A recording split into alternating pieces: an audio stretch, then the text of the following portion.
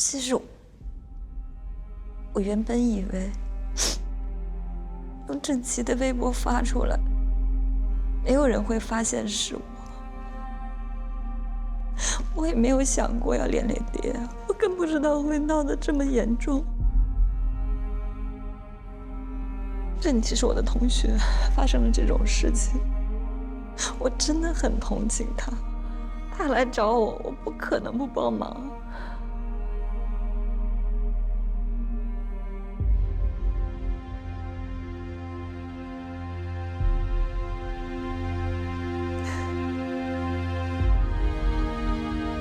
我觉得大家现在都别意气用事，事情还没有到无法挽回的地步。刚才邓曦骂了一大通，其实就是一个要求：删微博，道歉。事情是你干的，你得承担责任。我承担。我以个人的名义，我去道歉，发声明，甚至方彼得打我骂我都可以，我都认了。但是郑琪不能道歉。不能删微博，因为他是受害者。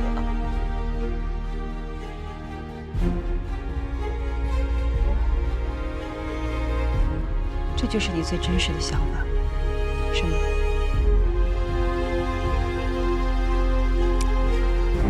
很好。各位合伙人都在，那我也说几句心里话。从大学毕业开始，我就在为第二拼命，10几年了。第二的利益就是我的利益，所以我绝对不允许任何人做出损害公司利益的行为。我不知道你们是怎么想的。从江达林接任总裁那天开始，一次又一次的因为鲁莽和不专业，给公司带来无数的麻烦和困难。所以我认为，江达林不具备带领我们前行的能力。所以我提议立即召开董事会，重新讨论总裁的任免。小错可忍，大错难容。既然江达林置我们所有人的利益不顾，那我就没什么话可说了。老规矩，举手表决吧。同意召开董事会的，请举手。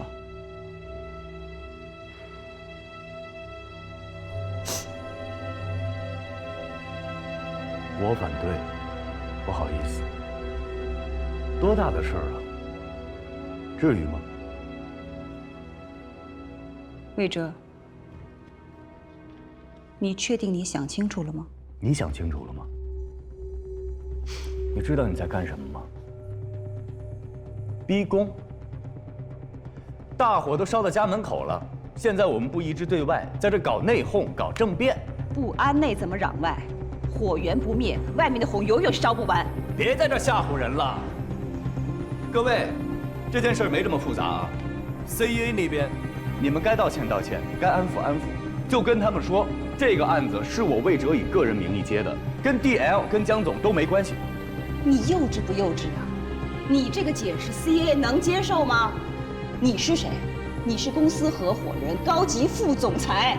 你接江达林接 DL 接有区别吗？这个合伙人我不做了，行不行？现在就去放消息，说我已经被 DL 开掉了，这件事跟你们半毛钱关系都没有。我从小到大没被别人这么指着鼻子骂过，全世界投资公司死光了，就剩这么一家了，没他们活不了了吗？为点投资尊严都不要了。现在就2条路，要么跟他们干，要么咱们认怂。反正我是不会认怂的，我会跟他们干到底。至于你们要不要跟我把关系撇清楚，你们自己考虑。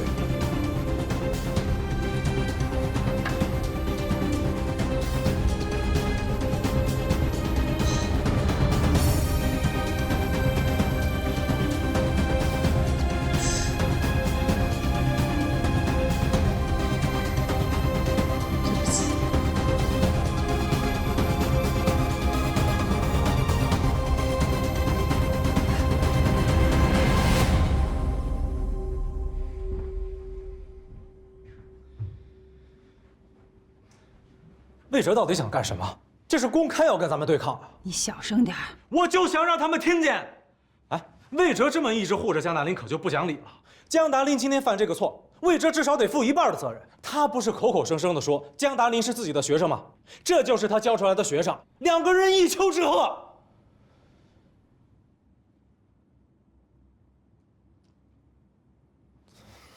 Stella， 你发个话，怎么办吧？以魏哲的能力和资源，他根本用不着到第二来趟这趟浑水。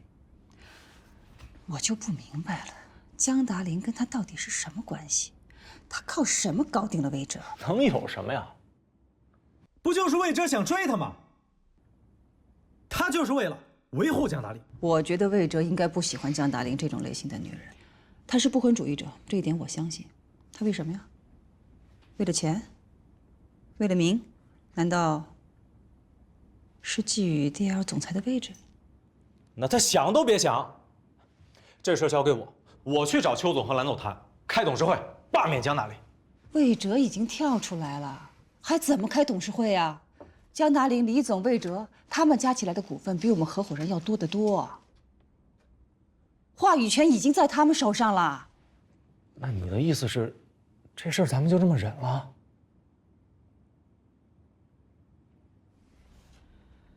邓曦我是了解的，这件事情可以挽回的余地已经不大了。如果 CA 的投资彻底泡了汤，魏哲的客户资源对我们就太重要了。这个时候可不能让他出局啊！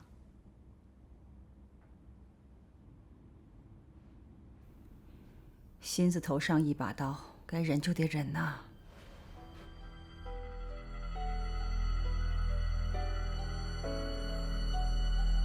转发32，评论141，发布时间19个小时。你们这条长微博除了提醒 CEA 有这回事儿以外，可以说是效果甚微。知道问题出在哪儿吗？没有实锤，话题 OK， 性与暴力是极具关注度的两个话题，语言也有煽动性，但就是没有实实在在的证据，什么也说明不了。你要什么样的证据？图片啊，视频，或者微信聊天记录截屏。录音行吗？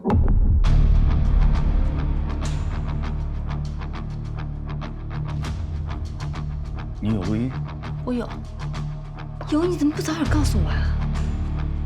我也是无意录到的，之前没有想好要不要公开。这不是魏哲说要证据吗？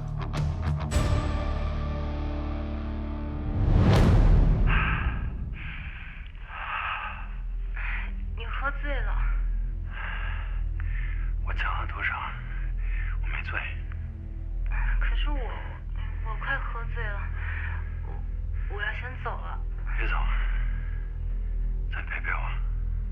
你别这样，你真的喝醉了。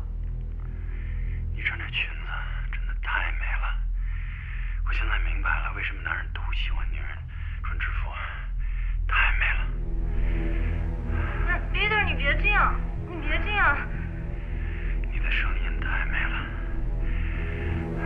我知道你也喜欢我，是不是 ？Peter， 你别这样，别这样，求你了，你放开我 ，Peter， 放开我。这就是我要的实锤。路易斯，安排好了吗？安排好了，20家大营销号转发，3000水军支援。这件事要是上不了热搜第一，安东把脑袋摘下来给你。发，我摘。搭当晚，我无意中用手机录了音，现将音频发布在这里。之前我一直犹豫，现在决定曝光这件事情，不光是为我自己。在 CEA， 像我这样的女分析师就有100多名，全行业更是不计其数。这其中有很多人和我一样是性骚扰的受害者。怎么了没事儿。 ？OK， 我的车马上来了，要不我送你回家？不用了，我刚手机叫了车，而且我们方向不一样。其实你不用客气，我愿意送你回家，所以你住哪儿都是顺路。真的不用了。车来了。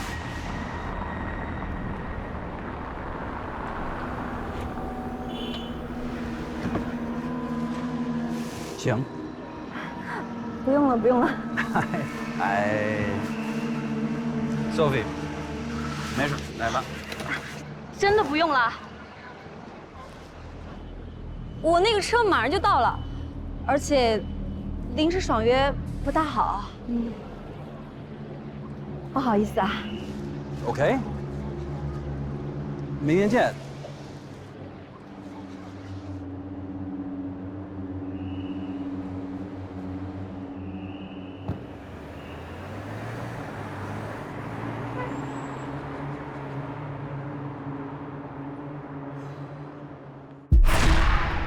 Peter， 你别这样，你别这样。你的声音太美了。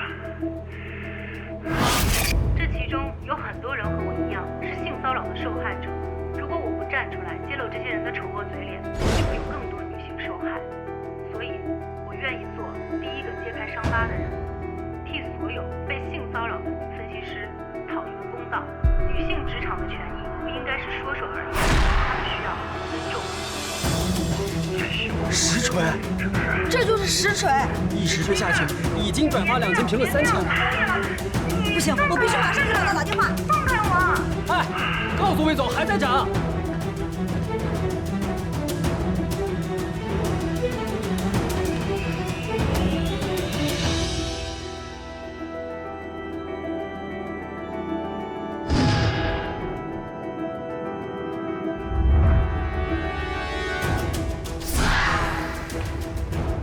方彼得先生，现在外面微博热搜提到的 Peter 是你，请问你对此有何看法？你打算怎样面对呢？你现在是要去公司上班吗？听说您曾经声称招人主要先看颜值，然后再看业务能力，什么事儿？跟此您有何解释？什么事儿 ？Peter 先生说一下吧。性骚扰是真的吗？喂 ，Peter， 你今天不要来公司，现在记者把公司的大门都堵上了。师兄，哎，你怎么来了？我之前不是说要跳槽吗？今天去一家公司面试，哎，我有点紧张。我刚好路过这儿来看看你，我也想让你给我鼓鼓劲儿。你一定没问题的。幸运小唐，加油！哦，对了，我看到郑清那条微博了，朋友圈都刷屏了都，听说是你干的。你魏同学能有这样的正义感，我真特别佩服。我支持你，你做得对。其实这次多亏了魏哲帮忙，不然还不知道会发生什么样的事情。看来魏哲对你还挺好的。我挺佩服他的。你知道，在 DL 当总裁真的太难了。我妈说的对，我得好好的抓住他，好好的依靠他。哎，对了，你待会儿去哪个公司面试啊？哦，一个电商平台。这是一个新兴行业，哦，这个行业很有发展前景的，我们公司也在做这方面的研究。那个 NewFace 你知道吧？他们马上要做一个新的买手类的电商平台，全案是交给我们的。是吗？哎呦，那你到时候可得多指点指点我，我也想在这个行业里边多积累点经验，有朝一日呢能够自己创业。其实我们也是刚刚开始，一起学习吧。行，一起学习。啊，我可以提一个小小的建议吗？你说。我觉得你今天穿得太严肃了。电商平台呢，讲究的是活力、创意，所以你应该穿得休闲一点。是啊，有道理。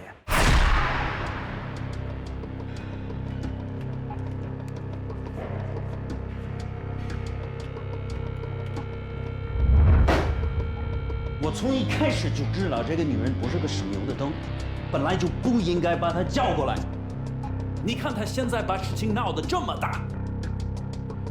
彼得，你说实话，你到底有没有碰他？我跟你说过几遍，我是碰了他，但我觉得他是自愿的。自愿，这就是个普通的约会。可是那个录音你都听着，不像是自愿的，他是在拒绝你啊。他录了音了，这说明他是有目的的。哎呀，这事儿吧，要不这几天呢，你就先别来公司了。门口围着一堆记者呢。你先去酒店多待几天。我怎么可能待在酒店？这儿那么多工作，过几天我还得去深圳。你开玩笑？你不能着急呀！我不急什么？我有 family， 我有 reputation。上个月我还去参加了亚太女性权益保护会，现在闹出这事儿，我脸丢哪儿去了？你总得给我点时间，让我好好想想办法。我就知道你不信我，这个女人就是想害我。我再强调一遍，我没有性骚扰她，她全是自愿的。还有那个什么，那个 DL 公司，全是他们搞的鬼。现在你去给我找一个公关公司，看谁玩得过谁。Two can play at this game。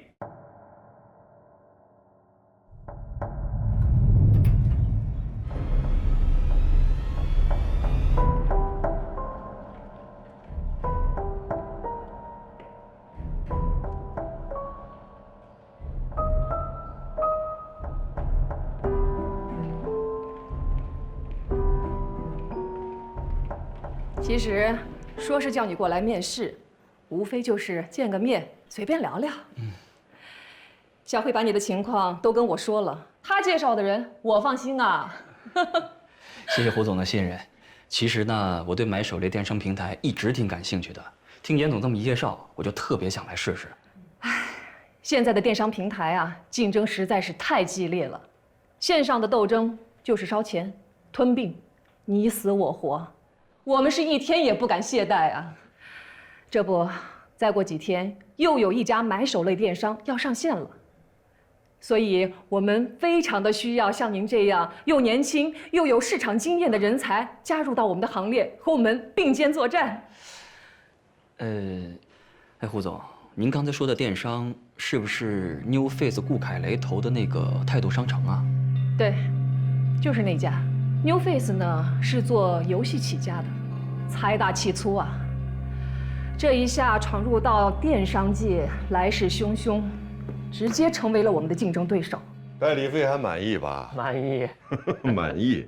接下来也得让我满意了啊！放心吧，我们会马上起草声明的。那就好，邓总。冒昧的问一句，方彼得先生到底有没有骚扰郑琦小姐？有，还是没有？重要吗？重要的是你们已经签了合约，拿了钱了。既然你们已经全权代理了这个案子，那你们得记住了，这个女的是陷害，是报复。你方彼得的人品、身份和地位，怎么可能去骚扰一个女员工呢？是不是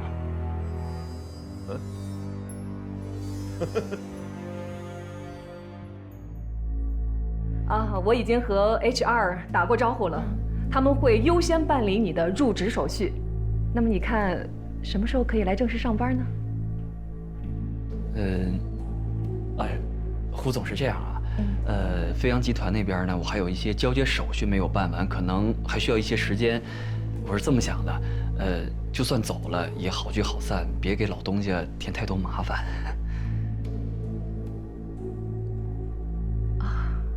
是这样哈，没关系，我理解的。我就喜欢像你这种有责任心的人。总之，我们君来家选的大门已经打开了，就等你来喽。谢谢胡总，谢谢胡总，我也希望早日加入你们君来家选这个大家庭。这是 CEA 官方微博刚刚发布的关于郑琦女士与 CEA 资本劳资纠纷的声明。郑琦女士因半年业绩考核不达标，按公司规定解除合同，公司提前1个月通知，并给予 N+2倍的补偿金。以上行为符合国家法律和公司规程。第二，郑琦女士在网络上发布的长篇微博文章，著名投行创始合伙人性骚扰女下属，女下属不从，反被辞退，其内容严重不符合事实，对 CEA 公司和方彼得先生个人造成了极其严重的负面影响。我们公司将保留对郑琦女士采取法律措施的权利。第三，对于在网上大肆传播不实谣言的某些个人和公司，我们公司也将保留采取法律措施的权利。怎么看？这篇声明还真是简单粗暴。一，他们认为这是劳资纠纷，他们没做错。二，郑琦在诽谤，他们没有性骚扰，他们准备起诉郑琦。三，他们认为我们 DL 在传谣，也准备起诉我们。与其说这篇声明是发给全网的，不如说是专门发给我们看的。咱们怎么分析？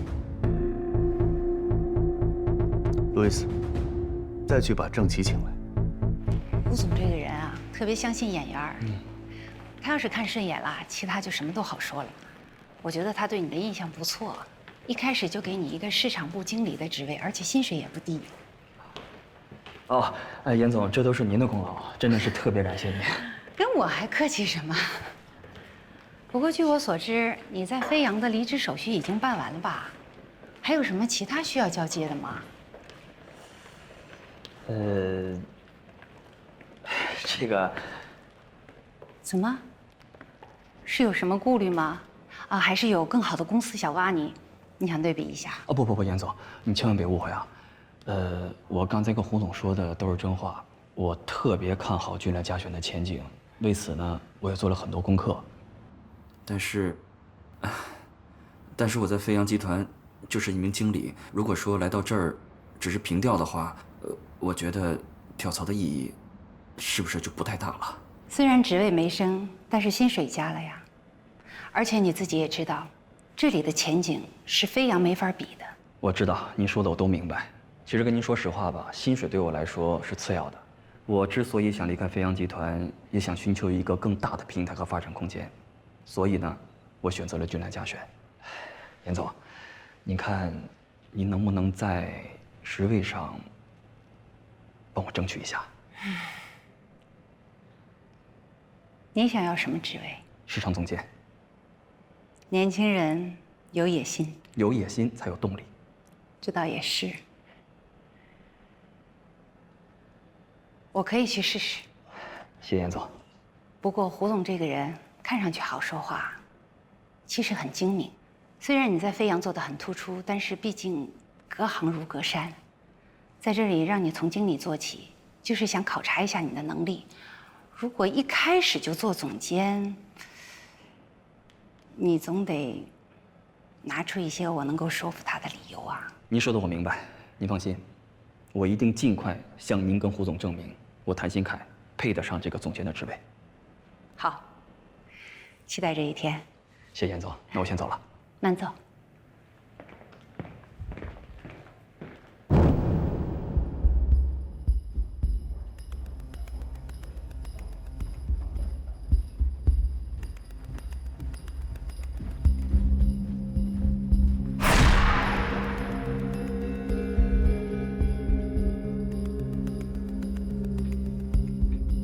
可以了。咱们开始吧。方彼得也性骚扰过别人吗？我不知道。错，你知道。可是如果我说我知道，别人会不会觉得，那你为什么要跟他单独相处？你只是听说他有这样的情况，而且他是你老板，你不能拒绝他。那你看我这么说行不行？我只是听说他有这方面的问题，但是他是我老板，在一切都没有发生之前，我没有理由去躲着他。正确。深夜接到方彼得的电话，约你吃夜宵，你没有觉得不妥吗？当时是觉得不妥。那你为什么还要答应他？我说了，他是我老板啊。据我所知，你们投行经常加班，所以一起出来吃宵夜的机会应该很多吧？挺多的。那他叫你出来吃宵夜很正常啊，不是吗？是挺正常的。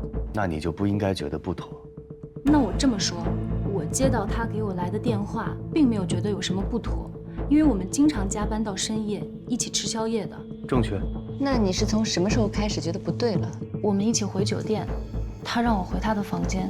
那么晚了，你为什么会同意去他的房间？我再说一遍，他是我老板，而且他只是说让我去他房间喝一杯。我想那就喝一杯，毕竟不太想不给他面子。挺好的，实事求是嘛。说的太无懈可击，感觉像是设计过的。其实不光是觉得不给他面子，怕他不高兴，还有一点就是，他比我大那么多，而且我刚调给他做助理没有多长时间，我们并不熟。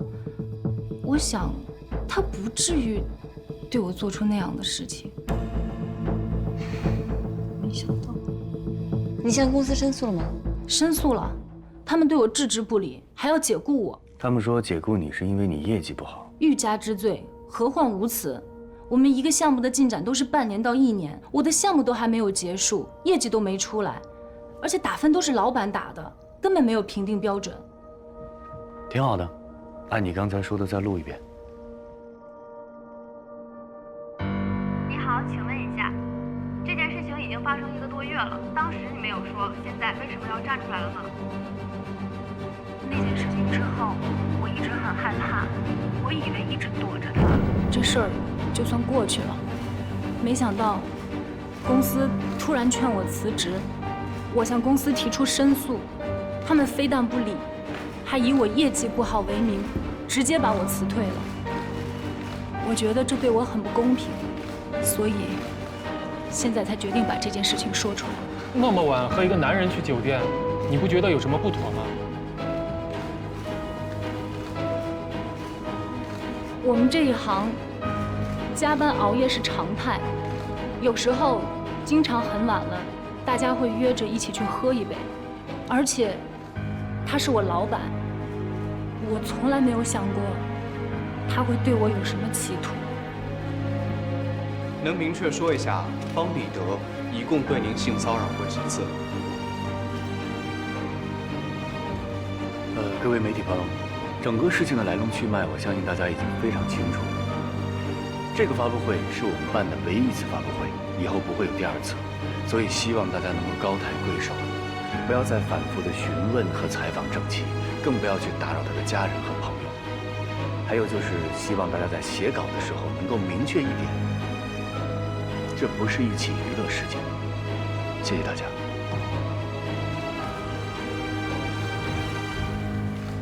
谢谢各位，发布会到此结束，请各位到休息室，我们为各位准备了茶点和饮料，请这边。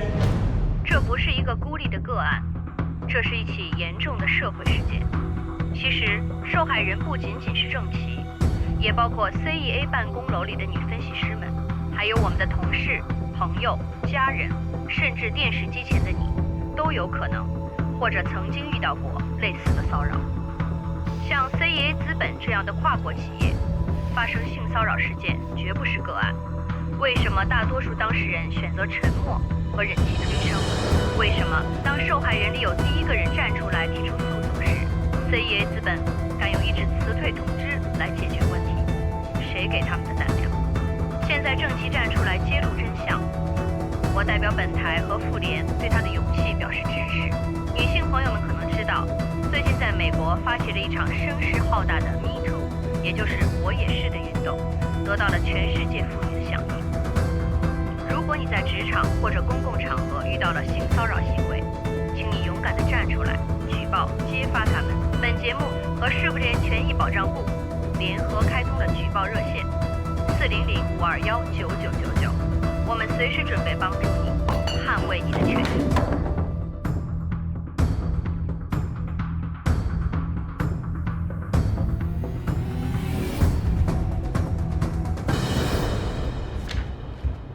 魏总，妇联打电话来了，说妇女权益保护中心要来咱们这儿了解情况，他们非常关注郑琦的性骚扰案。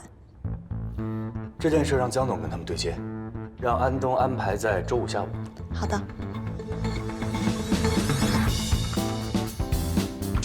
下周3之前江总的采访真的都约满了，只有周5下午有时间。周5下午不行。怎么了？你还得安排时间让江总与妇女权益保护中心的人谈事儿。什么情况啊？魏总让你安排的。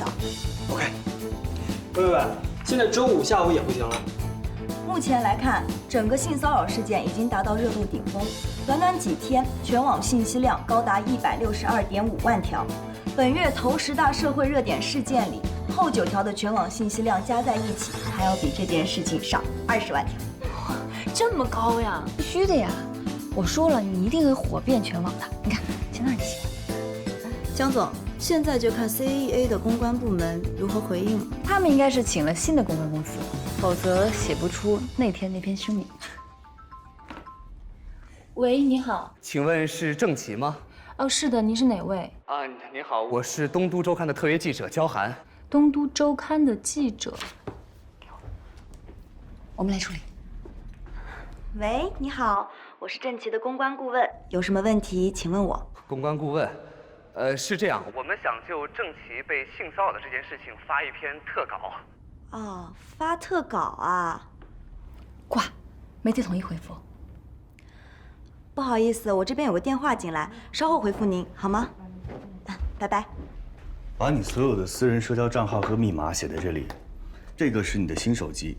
这个手机号码除了我们，你只能告诉你最亲近的家人。最近你不可以跟外界联系，由我们来跟媒体统一打交道。好的。微博什么 Ins 账号你都写出来。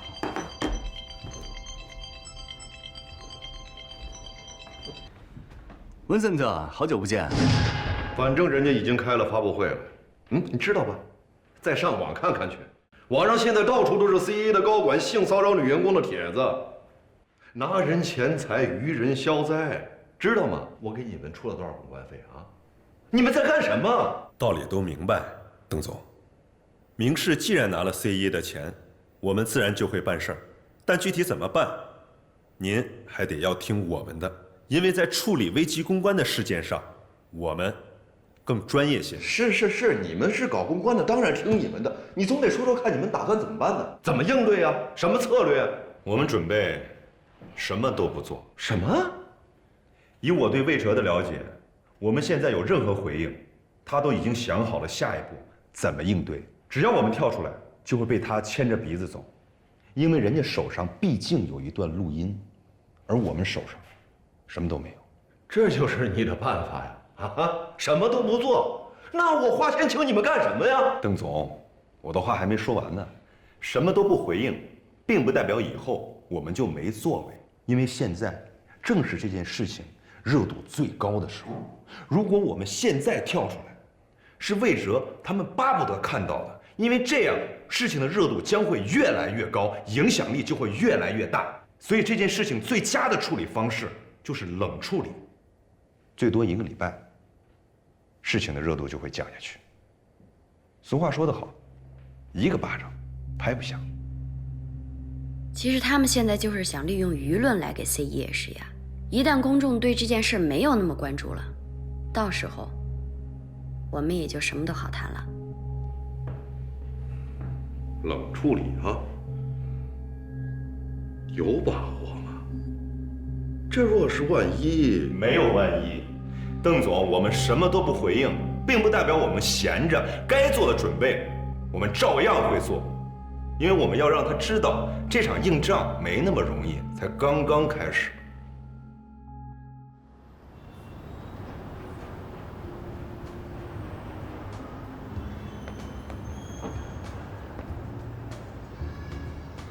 温森特，怎么突然急着要来见我呀？你这么有魅力，想你了呗。别开玩笑。什么事儿啊？你现在火了。你们为那个叫郑琦的揭露了 CAA 资本的方彼得性骚扰这件事儿，我一直在关注，社会影响很大。你知道，我是一个女儿的父亲，我不希望我的女儿长大以后遇到像方彼得这样的坏人，所以我必须声援你。声援那就不能停留在口头上，我得有实际行动。你猜我会怎么着？给我钱呗。聪明。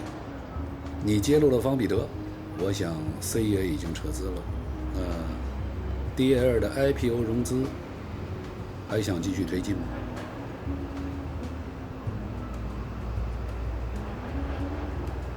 当然想。很好。给我一个机会，给第一资本一个机会，相信我们会全力以赴。温森特，在我的印象里，第一资本可不是什么慈善机构。你到底是要支持我们 DL， 还是要报复 CAA？魏哲，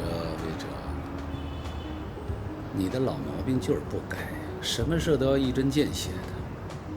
在商言商嘛，说白了就没意思了。你知道的 ，CEA 挖过我们多少次墙角？现在我终于有机会了，我也想挖一次他们的墙角，不可以吗？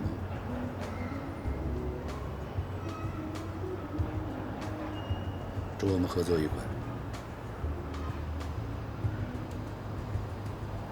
合作愉快。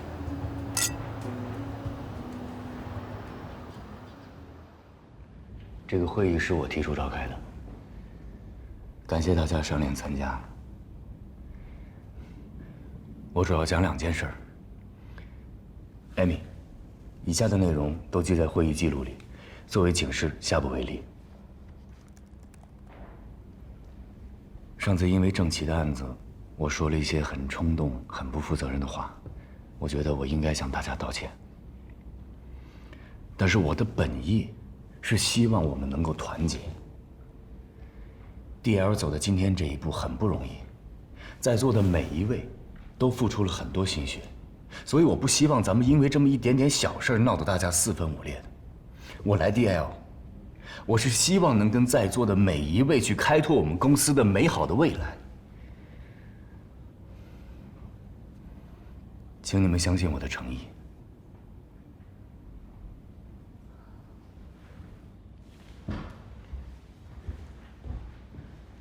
现在我正式向大家道歉。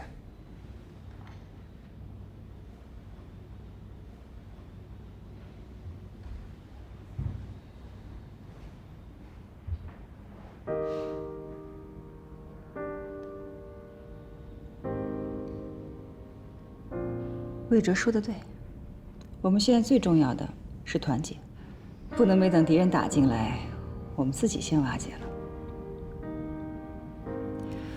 不过我也重申一点，江远鹏江总永远是我职业的领路人，滴水之恩，涌泉相报，我永远都不会背叛他。我也希望这是我最后一次表明这个态度。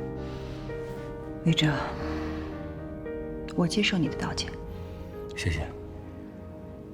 我也替我爸爸谢谢你。谢谢大家。在这里，我为我之前的任性跟大家道歉。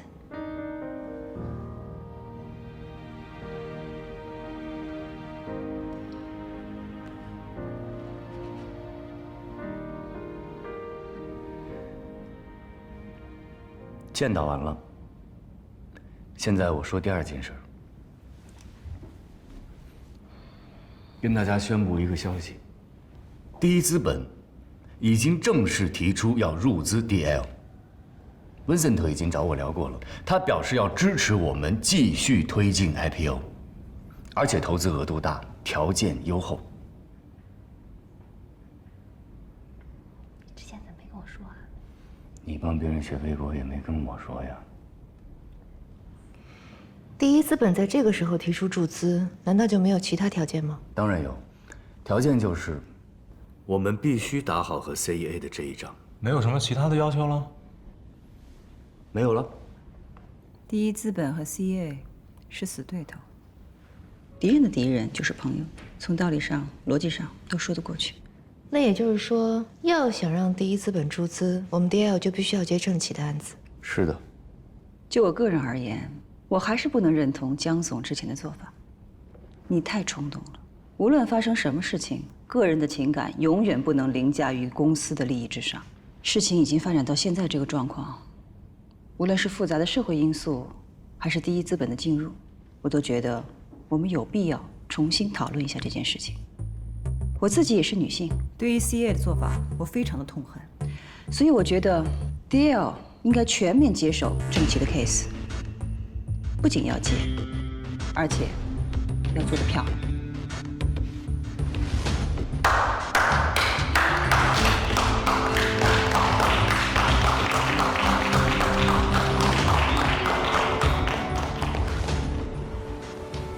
大家可以看一下这张图，在 LFW 测试集上精确率已经达到了99.8%，在庞大的规模量级和复杂的 Open 环境上，也高于同行业的标准。创建虚拟形象，只需要一张正面的人脸照片，即可自动生成与照片人物高度匹配的3D 图像，让好莱坞的特效技术真正的走进平民的消费。我们拥有的是什么呢？一流的技术优势，我们提供定制独有的技术，最重要的就是我们是全球首发。第一资本已经决定投资 DL 了，他们开出的条件你想都不敢想，就是在郑琦的案子当中，我们必须要打败 CEA。你现在知道我的处境了吧？第一资本是魏哲带进来的，也就意味着在 IPO 的过程当中，我不可能成为主角了。但我也不想在 DL 的上市过程当中，沦为一个可有可无的配角。Vincent 我也熟，这样啊，我重新准备一些材料，我去找他。我不是这个意思，我想说的是，我跟崔英俊的事情，你赶快帮我了结了。DL 要 IPO 这件事情很可能成为别人的把柄，如果处理不好的话，我就真可能在这场大戏当中成为一个反一号，那就成笑话了。你和崔英俊的事儿，能不能尽快处理，关键在于你怎么处理好你和叶东烈的关系。我能告诉你，我特别讨厌别人把我跟叶东烈扯在一起吗？我跟你说过的，我跟他没关系。到目前为止，我 Stella 是清白的。OK， 那我再约他谈一次。研发团队那边的人都很看好你。谢谢丁总，我会努力的。哎，有个事儿我问你啊，你跟 Stella 最近是不是在谈恋爱啊？别慌别慌，网上的照片我都看了，拍得还不错。其实啊，我挺看好你们俩的，真的。我老婆就比我大9岁。一句话，鞋舒不舒服，只有脚知道。反正我觉得我2只脚挺舒服的。你啊，别太在意别人的眼光。哎，她那个老公啊，真不是个东西。要我也跟他离了。好好干啊！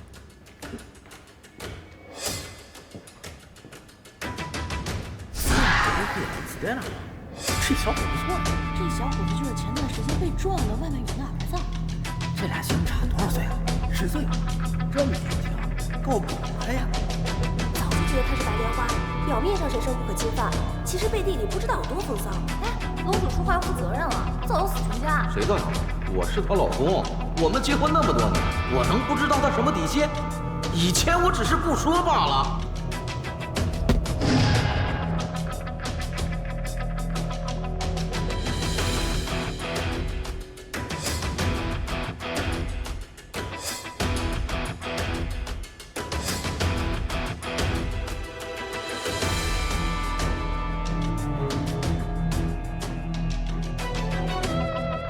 你应该已经看过了吧？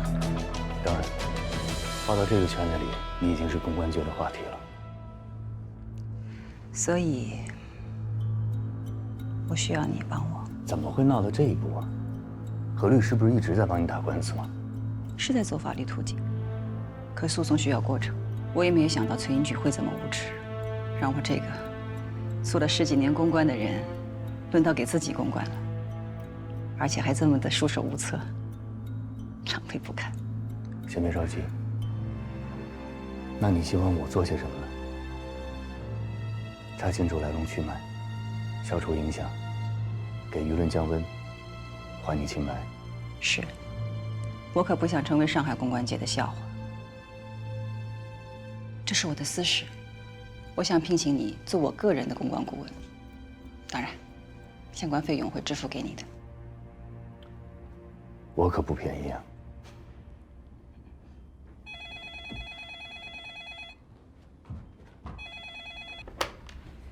喂 ，Stella， 那个大学生叶东烈来了，说死活都要见你。他人现在在前台等着呢，怎么办啊？好，我知道了。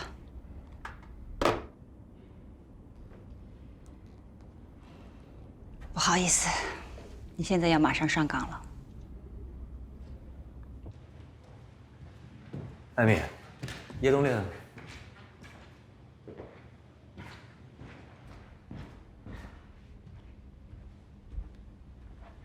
叶冬令。叶先生。来找斯黛拉。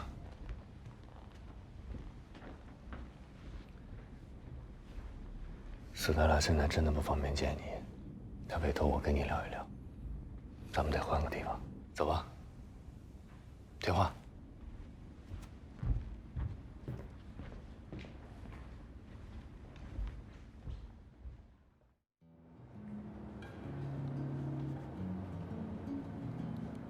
没想到，原来我给 Stella 带来这么多麻烦。其实我来公司，我就是想跟她道个歉。酒吧的照片传遍了整个公关圈，现在人人都认识你，你就这么往我们公司门口一待，你确定你是来跟他道歉，不是来给他找麻烦的？我没想那么多，我知道我不该来，但我忍不住。你想帮斯黛拉吗？想啊。听说你是电脑高手。还行。把电脑拿出来。拿出来。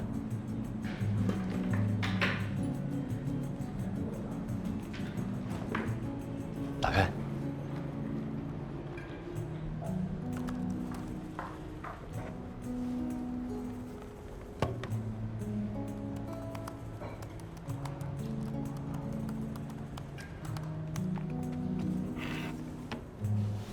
帮我查查。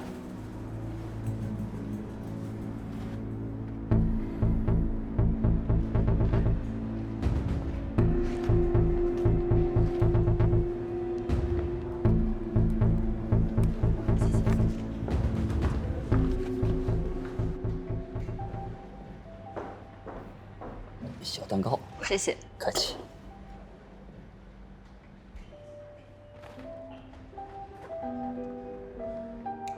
开始吧。真的假的呀？我当学生都习惯了，突然让我当老师，我紧张。你紧张什么呀？凡事都有第一次，从现在开始，你就是我的老师。不是说好的互相学习吗？我都不知道该从何说起。大林，我是认真的。我老感觉我自己吧，看了很多书，查了很多资料和案例，就非常了解电商行业。上次面试的时候，我才知道，这自己狗屁都不是。你不是面试的挺顺利的吗？面试顺利，不代表以后工作就顺利啊。所以呢，我想让你好好的帮我补课，以免在以后实际工作中露怯。我知道你江大总裁的身家啊，帮帮忙呗。哎，先说好啊，这个补课费我估计够呛能付得起了。这样，你每给我补一次课，我就请你吃顿饭，怎么样？那我得吃点贵。那你随便吃大餐。我以 DL 传播为关键词搜索，搜出来的是这个。斯特拉保鲜小鲜肉，在7天之前，这些关键词的搜索量为0，也就是说根本没人搜这些东西。但是这几天，有人故意在大量搜索这些词，搜索量全部来自上海，发帖人的 IP 地址却来自河南。说清楚点。这些 IP 地址都是假的，有人故意想这么做，想掩盖自己的身份。也就是说，这不是有人一时泄愤，而是一个有计划、有预谋的行为。可能吧。那你能帮我查到真实的 IP 地址吗？我试试。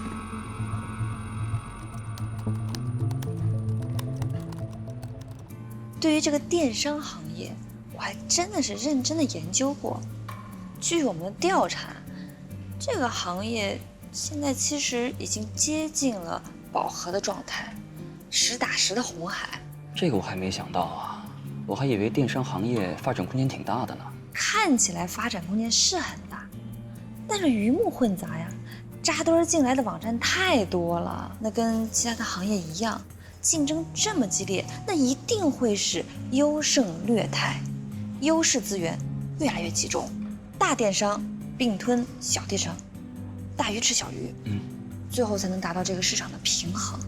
你看，我查了10个评论留言最多人的 IP 地址，以及手机登录人的设备编号，其中有4个 IP 地址都是同一个地方。区新开河北路10号外滩SOHO。有点意思。没你的事儿了，把咖啡喝了，赶紧回学校。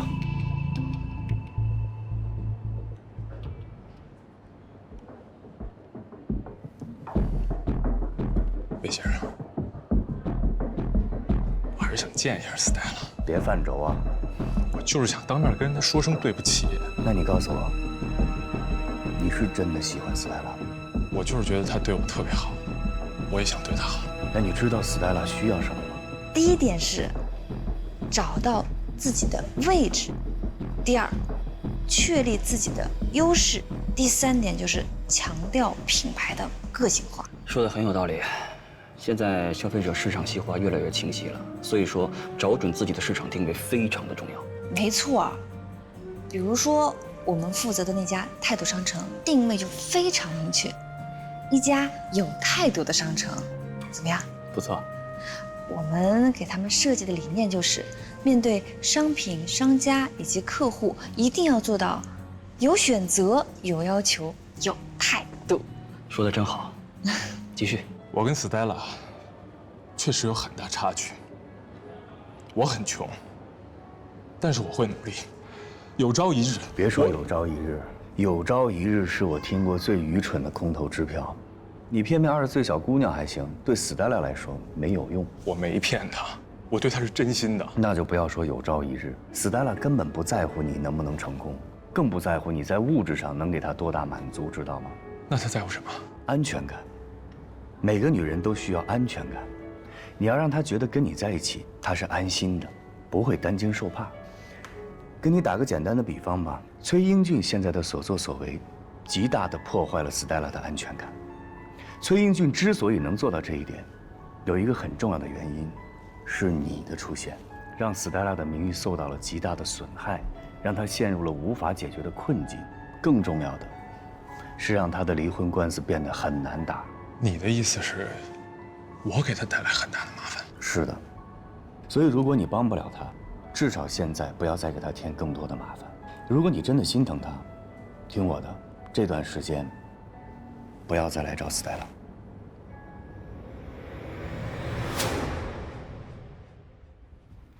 黄浦区新开河北路10号外滩 SOHO， 民事公关不是在那儿办公吗？对，就是民事公关。崔英俊怎么会跟民事公关的人搞在一起？现在看来，情况就是这样。崔英俊很不简单，非常会选公关团队，而且他知道谁是你的老对手。有点意思啊！你要清楚啊，我现在是一个人在跟一个公司打仗，这个费用是不是该给我加点了？那个 IP 地址真的是叶东烈查出来的？是的，他确实是个电脑天才，但是他和别的 IT 男不同的是，他对爱情一往情深。一往情深，我怕的就是一往情深。这孩子倔得很，我真怕他再来公司堵我。放心吧，应该不会了。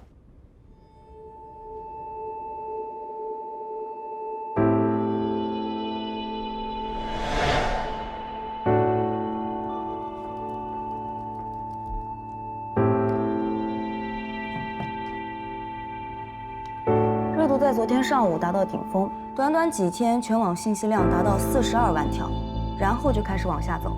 按以往的情况，接下来会一路走低，除非出现新的事件刺激，否则热度会越来越低，并且会在半个月之内完全丧失关注。老大，一旦热度下去，我们就被动了。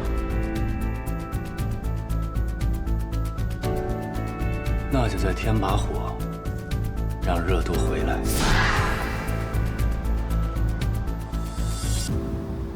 魏哲老师，我可是从来都没有做过街头直播啊，到底行不行啊？什么事都有第一次，别害怕。你说你的那些问题，我问了，万一人家打我怎么办呀？打你你就红了，按我说的做，来，3、2、1 ，Action！ 最近闹得沸沸扬扬的性骚扰事件，想必大家都有关注吧？我是真的很好奇，究竟有多少女同胞遭遇过同样的情况呢？今天我们来到了上海核心金融圈，让我们一起来做一个小小的街头采访。这里，美女你好，怎么了？我想问一下，你最近有关注过 CEA 性骚扰事件吗？你说的是那同行老板性骚扰女下属那件事吧？没错没错。冒昧的问一句，你有经历过同样的遭遇吗？你是？我们在做一个街头采访，毕竟同为女性，想为这件事情提高一点关注度嘛，对不对？哦，这样啊，那算了吧，算了。好的，不是，美女，看到没？被人拒绝了吧？没有人愿意回答这个问题的。宝妮，别担心，性骚扰是一个敏感话题，拒绝的人越多，说明这件事情越要被关注。就算所有的人都拒绝采访了，相信我，我也能剪出一个精彩绝伦的版本。你现在需要的是勇敢、耐心。美女你好。你们是在做直播吗？啊，对。不好意思啊，我有点忙，不好意思。这边。美女你好，我想问，这位美女你好，我想问一下，两位美女你们好，我，你看吧，我就说没有人会回答我这样的问题的。你好，请问你们是在做关于性骚扰的采访吗？对啊，我遇到过这种事儿。我大学刚毕业的时候在公司实习，我们公司有个领导。每次到大办公室的时候，他都喜欢走到我身后，当着所有人的面，一边说话一边摸着我的头发，就这样。好恶心啊！对啊，超级恶心。我到现在想起来，我都觉得浑身不舒服。那你当时就没有做点什么吗？没有，就忍着。你就一直这么忍着呀？对啊，为了工作嘛，而且他又是我领导，我不敢得罪他，我不敢告诉我父母。而且他对办公室里好几个女生都动手动脚的。你们可以去跟大老板举报他呀。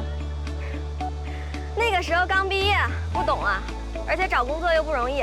但我现在特别后悔，这口气我一直憋到现在了。王元良，你也是有女儿的人，你可积点德吧，把你的咸猪手给我藏好了。我之前也遇到过性骚扰。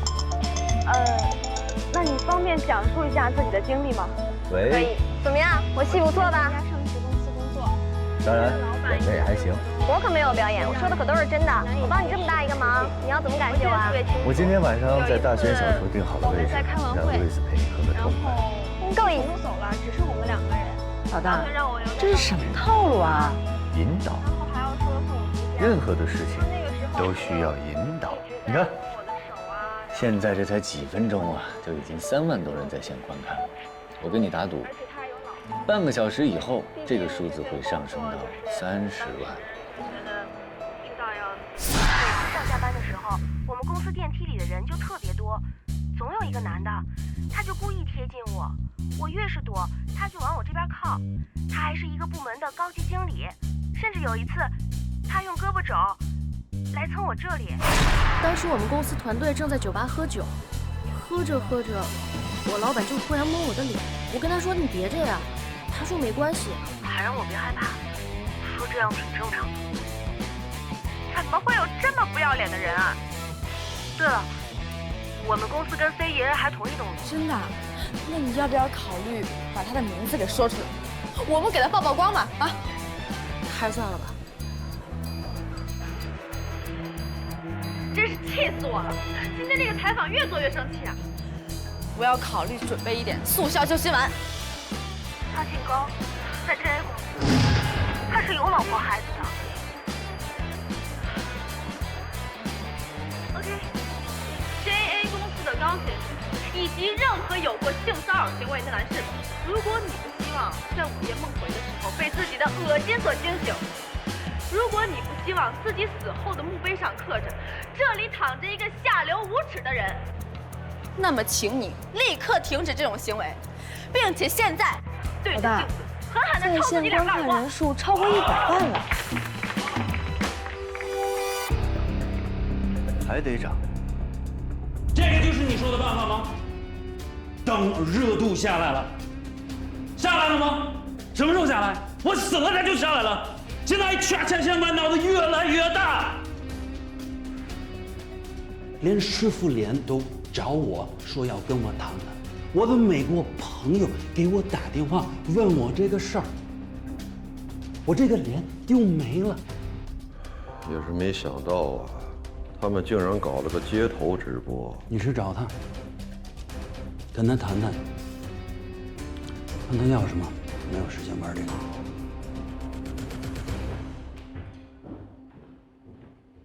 你们去谈吧，有信心吗？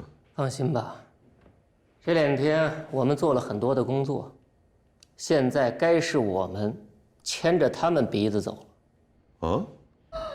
Oh my god！ 我收到车队了，这是我人生中的第1个车队啊！我的天哪，江大林，你猜我这场直播赚了多少钱？多少钱？一共2万多，刚收礼物就收2万多，到我手里就是一半，一半就是1万多。啊，大林宝宝，我才直播2个小时就赚了1万多块钱，你看呀！ Oh my god！ 网站给我发私信了，叫我抽空去公司跟我谈签约。我不会是要成为网红了吧？你已经是网红了，亲爱的，你要发大财了。这是我这辈子听到的最动听的话了。还钱，这句没听到。喂，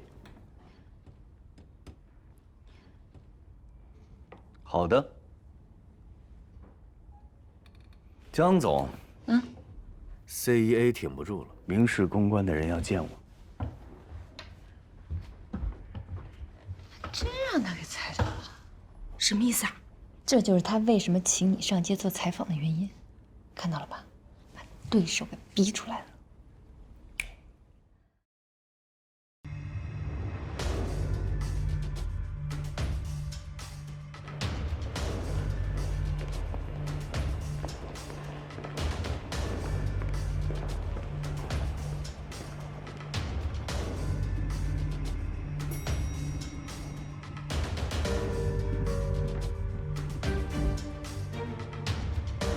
哎，你好，好久不见，重操旧业了。两军交战还不斩来使，给我个面子呗。你要是举白旗投降，我倒是欢迎。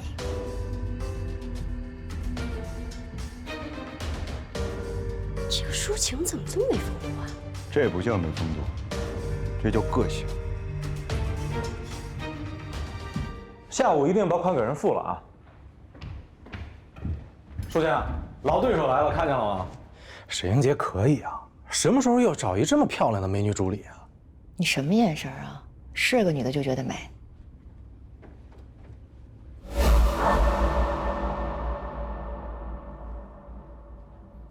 除了应有的赔偿 ，CEA 和方彼得必须公开发声明向郑琦道歉。 对不起，江总，我觉得这个要求想法有点多吧？多吗？这是最基本的。我们坐在这里和你们协商，不代表 CEA 和方彼得真的做错了什么，所以冷静，明白吗？那你们来干什么？我觉得今天这个会议可以到此为止了。急什么呀？来了就不能空手。我们带了一些小东西，要不要一起看看？请看大屏幕。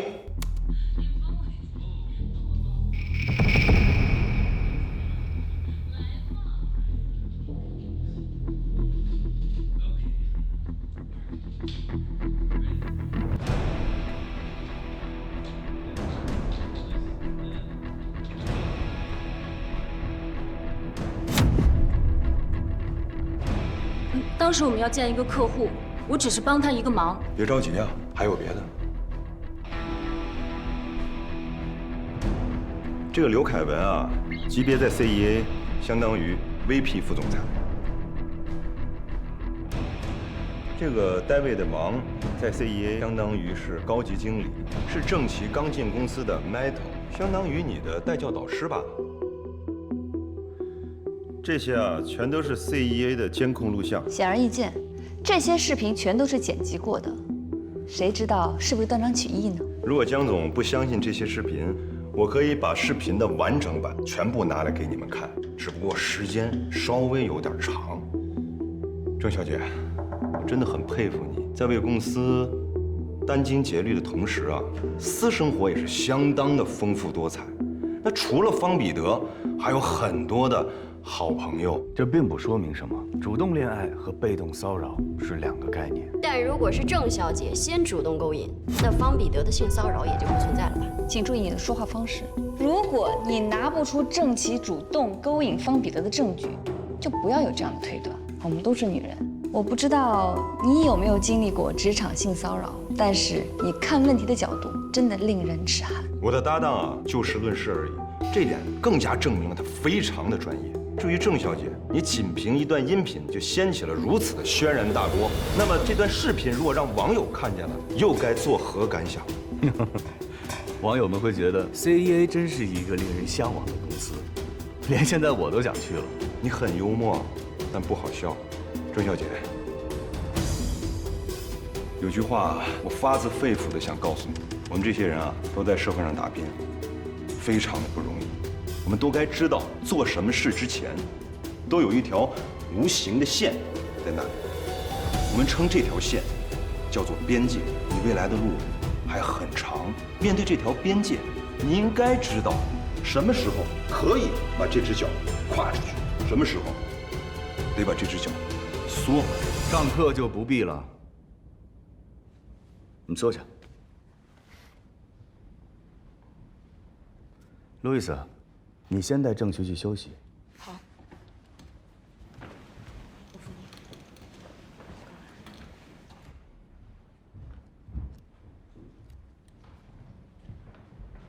不得不说，你很会打心理战，表面上真诚沟通的态度，实际上是赤裸裸的威胁。而且你很快能找到事件的中心，不错，主次分明，简单快捷。但是你不觉得你用这种手段对待一个性骚扰的受害者，很过分吗？首先，他得真是一个受害者。我研究过你的危机公关案例，也知道你所谓的未折法则。面对你的剑走偏锋，我这些只不过是班门弄斧而已。所以你觉得你要赢了？当然，如果不是这样，我就不来了。那今天先这样吧。同意。我期待你们的反击。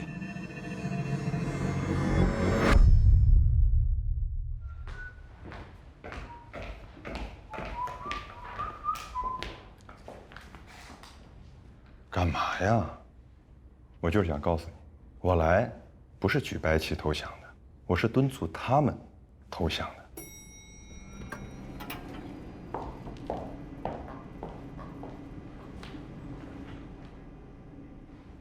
我还会来的。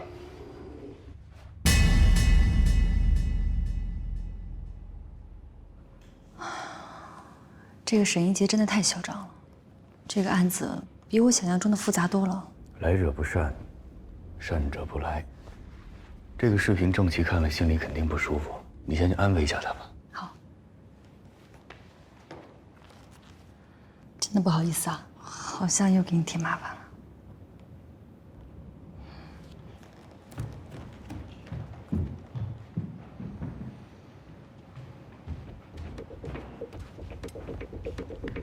路易斯，跟我出去一趟。老大，我有预感你要干什么。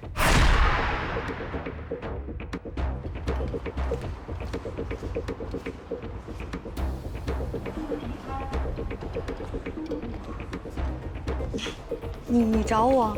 你是郭月？是我，我是DL传播的路易斯。你好，找我有什么事儿吗？4个月前，你从 CEA 离职。我们知道你做过方彼得的助手，在离职前曾向公司反映过出差时被方彼得性骚扰，是这样吗？对不起，我拒绝回答。等等，为什么郑琦的长微博一发，你就给他发私信呢？这件事你怎么会知道？这个你不用管。现在郑琦已经举报方彼得性骚扰，我们是他聘请的危机公关顾问，当然要了解他以前的情况，所以我们找到了你。你们同样是受害者，难道你不想站出来捍卫自己的权利？司明俊交了个小年轻他就是个欲壑难填的人。别看他平时高贵圣洁的，其实欲望心可强了，还好意思说她老公包养小三，还不让她自己干了。在这儿，我跟你们爆个料，司明镜交往小年轻，而且是个大四没毕业的大学生，我可不是信口开河，我是有证据的。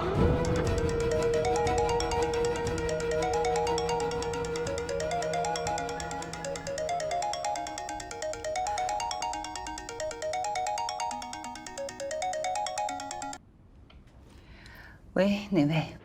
我是叶东烈啊，你把我号码删了吗？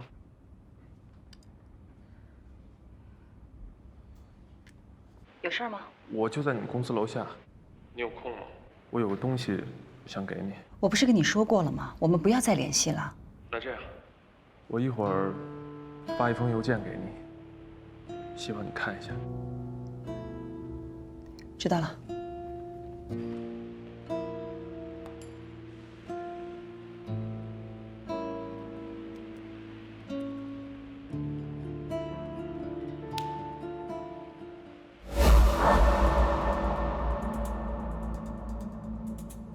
没错，我告诉过郑琪我的事情，他建议我向人力资源总监申诉，可我一无视频，二无录音，没证据，没证人，怎么申诉？最后的结果就是我辞职，公司赔了我3个月的薪水了事。所以郑琪的事情一曝光，你就给他发私信问他情况了。哪想到他比我聪明啊，居然想到录音。不过他一直都没有回复过我。事情一出，他的社交账号都被我们接管了。难怪。那现在情况怎么样 ？CEA 答应赔他多少钱啊？赔钱？不，现在重要的是让他们要承认这个事实，先向你们道歉。道歉有什么用？那都是虚的。道歉不还是老样子，没有一点改变。性骚扰案件是要背负法律责任的。你再仔细想想，还有没有类似的事情？不太记得了。你仔细想想。我想起来了，方彼得经常会找理由让女同事陪他一起加班，有时候参加应酬的饭局也会趁机揩油。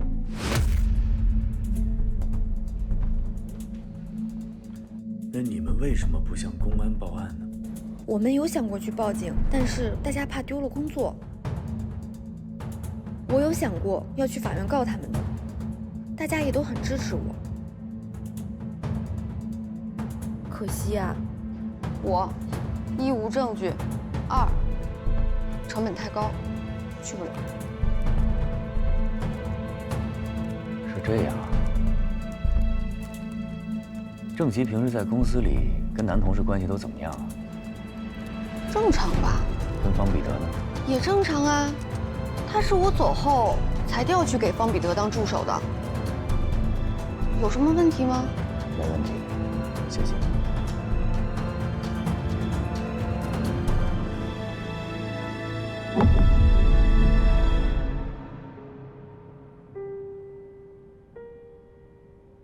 亲爱的 Stella， 我不知道你看到这封邮件会有什么反应。有些话，其实我应该当面跟你说的。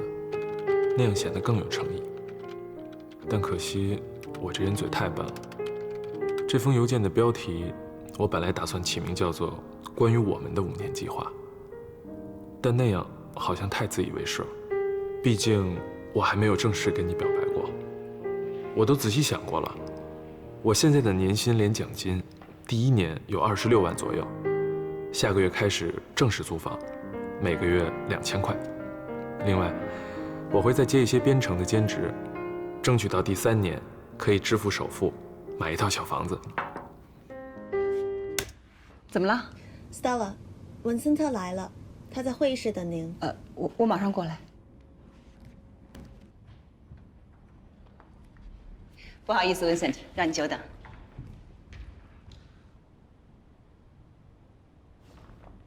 接下来的话，可能会让你不高兴。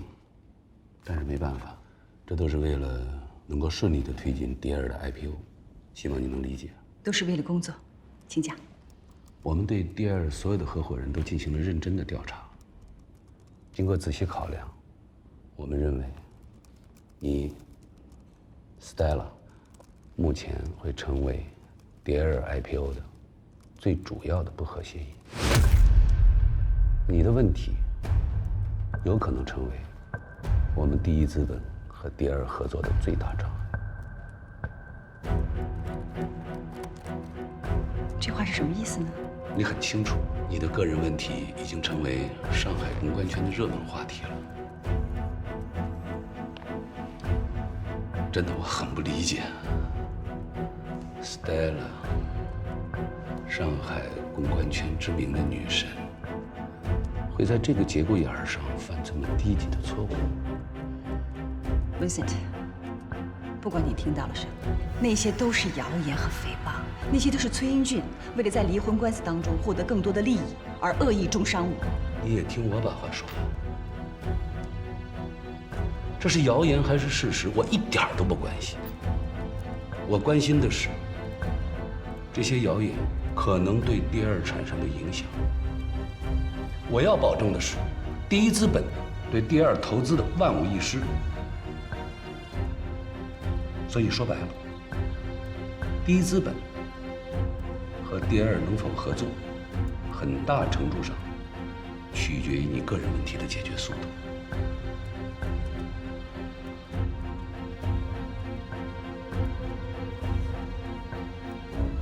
给你2个建议：要么尽快的解决你的个人问题，要么减持或者转让你在蝶儿的股份，削弱你对蝶儿的影响。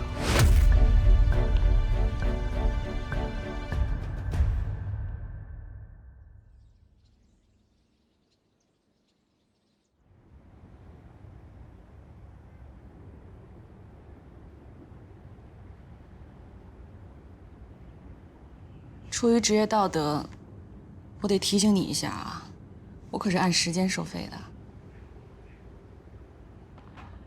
你来我这做心理咨询，一句话也不说，这都过去10几分钟了，我可不会给你打折啊。我想不通，什么事儿想不通？我的当事人向我隐瞒了一件非常重要的事。到底什么事儿？诉求。他可能隐瞒了他真实的诉求。我一直以为他要的只是尊严、正义，但慢慢我开始怀疑，他只想要钱。从心理学的角度讲，一个人刻意隐瞒一件事情，往往是出于自我保护。他隐瞒真实的诉求，对你这案件影响大吗？对整个案子的结果影响不大，但对我影响很大。我要是从一开始就知道他要的只是钱，我就不会帮他。怎么说呢？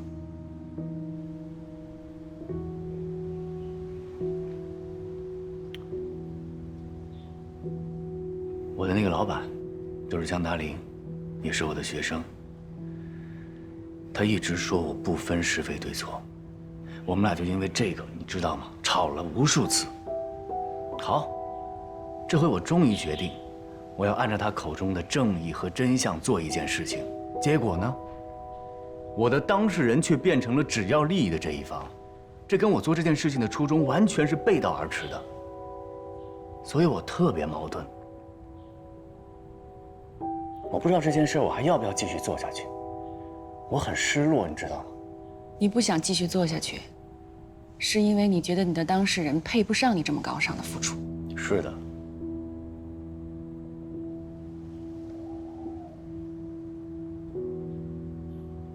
换个角度啊，性骚扰这件事儿是真实存在的吗？当然，我们有证据，而且我相信我们的证据是真的。我的当事人的确遭到了性骚扰，但是后来，他利用了这件事情。我们不说后来，就说现在。你的当事人受到了性骚扰，那他就是受害者。这就好像一个杀人凶手被车给撞了，那他就是这起事故中的受害方，他有权得到赔偿。你不能因为他是杀人凶手，就否定了他在这起交通事故中的受害者地位。同样的，不管你的当事人真正的诉求是什么，他受到了侵害，这是不争的事实。侵害他的人必须受到惩罚。你现在在做的，不是替一个利欲熏心的人讨回公道，首先是要惩罚那个犯了错误的人，这是两回事儿。